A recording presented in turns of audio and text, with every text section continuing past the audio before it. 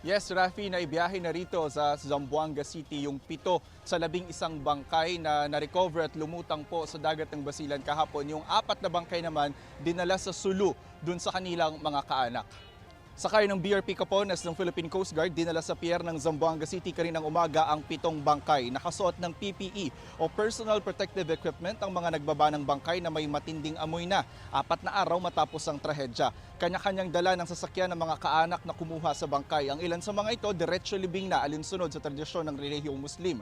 5 bangkay na dinala sa Zamboanga ang nakuha na ng mga kaanak. Ang 2 naman na wala pang pagkakakilanlan na kapwa lalaki, hawak muna ng PNP Soco para maproseso. Ang pinakabata sa mga na-recover na bangkay, 6 na taong gulang. Siya si Dina Ambutong na ibinalita namin noong Martes na nawawala. Nanawagan pa noon sa kamera ang kanyang ina para mahanap ang anak. 77 years old naman ang pinakamatanda sa mga lumutang na bangkay. Sa 11 bangkay, 9 ang mga babae, 2 ang mga lalaki. Sabi ng PCG, wala muna silang ilalabas na numero ng mga nawawala. Ang sabi naman ng grupo ng mga nawawala ng kaanak, 50 sakay ng barko pa ang hindi nakikita.